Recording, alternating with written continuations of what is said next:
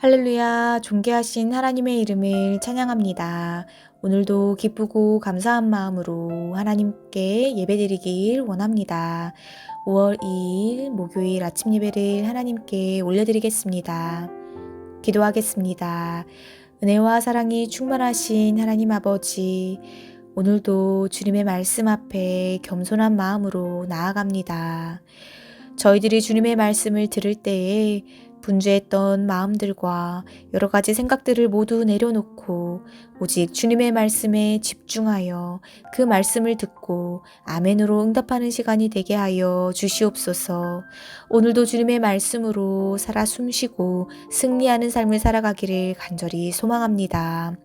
감사드리며 예수님의 이름으로 간절히 기도드립니다. 아멘. 시편의 말씀으로 하나님을 찬양하길 원합니다. 시편 119편 98절에서 100절까지의 말씀입니다. 함께 읽겠습니다. 주의 계명들이 항상 나와 함께하므로 그것들이 나를 원수보다 지혜롭게 하나이다. 내가 주의 증거들을 늘 읊조림으로 나의 명철함이 나의 모든 스승보다 나으며 주의 법도들을 지킴으로 나의 명철함이 노인보다 나으니이다. 아멘. 오늘 함께 묵상할 말씀은 사도행전 1장 12절에서 26절까지의 말씀입니다. 함께 한 목소리로 읽겠습니다. 제자들이 감람원이라 하는 산으로부터 예루살렘에 돌아오니 이 산은 예루살렘에서 가까워 안식일에 가기 알맞은 길이라. 들어가 그들이 유하는 다락방으로 올라가니 베드로, 요한, 야고보, 안드레와 빌립, 도마와 바돌로메, 마테와 및 알페오의 아들 야고보, 셀롯인 시몬, 야고보의 아들 유다가 다 거기 있어 여자들과 예수의 어머니 마리아와 예수의 아우들과 더불어 마음을 같이하여 오로지 기도에 힘쓰더라. 모인 무리의 수가 약 120명이나 되더라. 그때 베드로가 그 형제들 가운데 일어서서 이르되 형제들아, 성령이 다윗의 입을 통하여 예수 잡는 자들의 길잡이가 된 유다를 가리켜 미리 말씀하신 성경이 응하였으니 마땅하도다. 이 사람은 본래 우리 수 가운데 참여하여 이 직무의 한 부분을 맡았던 자라. 시편에 기록하였으되 그의 거처를 황폐하게 하시며 거기 거하는 자가 없게 하소서 하였고, 또 일렀으되 그의 직분을 타인이 취하게 하소서 하였도다. 이러함으로 요한의 세례로부터 우리 가운데에서 올려져 가신 날까지 주 예수께서 우리 가운데 출입하실 때에 항상 우리와 함께 다니던 사람 중에 하나를 세워 우리와 더불어 예수께서 부활하심을 증언할 사람이 되게 하여야 하리라 하거늘, 그들이 두 사람을 내세우니 하나는 바사바라 고도 하고 별명은 유수도라고 하는 요셉이요, 하나는 마띠아라. 그들이 기도하여 이르되 뭇 사람의 마음을 아시는 주여, 이 두 사람 중에 누가 주님께 택하신 바 되어 봉사와 및 사도의 직무를 대신할 자인지를 보이시옵소서. 유다는 이 직무를 버리고 제 곳으로 갔나이다 하고 제비를 뽑아 마띠아를 얻으니 그가 11사도의 수에 들어가니라. 아멘. 할렐루야. 오늘 아침 예배에 나오신 해림의 모든 성도님들을 주님의 이름으로 환영하고 축복합니다. 오늘 말씀은 유다의 빈자리를 채우다 라는 제목으로 은혜의 말씀을 나누어 보고자 합니다. 오늘 말씀은 주님의 명령에 따라 성령 강림을 대망하며 합심 기도를 하는 제자들의 모습을 보여주고, 그 과정에서 가룟 유다를 대신할 새 사도 마띠아를 선출하는 과정을 보여주고 있습니다. 오늘 말씀에서 볼 수 있듯이 예수님의 승천이라는 위대한 사건을 목격한 사람들은 예수님의 말씀에 따라 예루살렘을 떠나지 않고 성령이 임하시기까지 그곳에 함께 모여 성령이 임하기를 기다리며 기도하였습니다. 이때 한 곳에 모여 한 마음으로 기도했던 무리들은 사도들과 예수님의 모친과 형제, 그리고 예수님을 쫓던 여인 등 모두 약 120여 명이었습니다. 이들은 성령을 충만히 받은 후에 복음을 널리 확장시키는 충성된 주님의 일꾼들이 되었습니다. 14절의 말씀을 보면 예수님의 제자들과 예수님을 따르던 자들 그리고 그의 모친과 아우들 모두 마음을 같이하여 오로지 기도에 힘썼다라고 하였습니다. 즉 주님께서 약속하신 성령의 권능을 받아 주님의 일을 하기 위해 한 마음이 되어 기도하였다라는 것입니다. 신약 성경에서 긍정적인 의미에서 마음을 같이하여 라는 말은 11번이나 사용됩니다. 이렇게 한 마음이 되어 기도하였을 때에 그들은 가장 가치 있고 아름다운 교회를 설립할 수 있었으며 효과적인 전도와 선교를 일으킬 수 있었습니다. 그렇습니다. 교회가 진짜 주님의 몸된 교회로서 거룩하게 세워지며 지속적으로 성장하기 위해서는 성도가 마음을 다하여 기도하는 것이 필요합니다.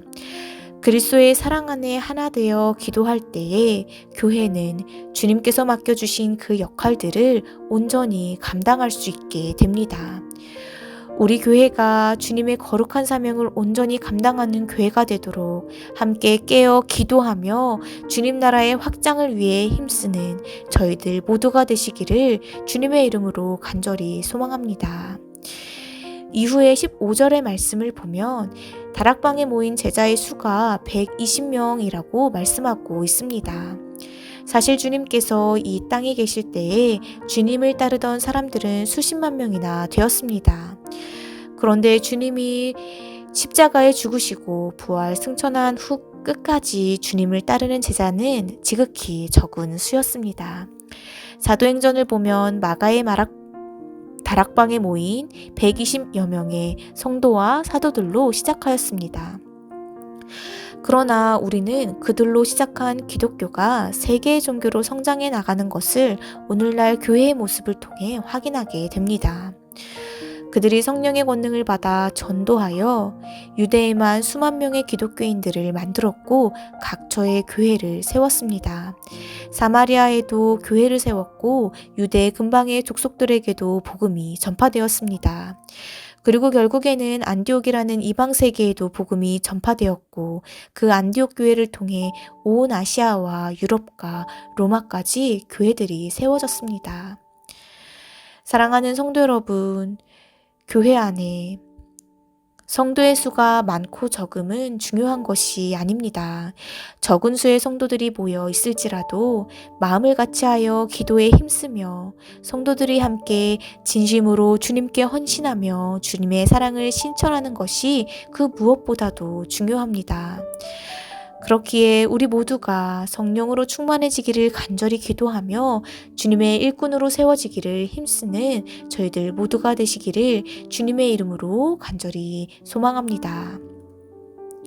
이어지는 21절 이후의 말씀을 보면 제자들은 예수님의 승천 이후 성령의 권능을 받기 위해 기도하며 또한 사도의 직분을 맡을 사람을 새로 선출하기에 힘썼습니다.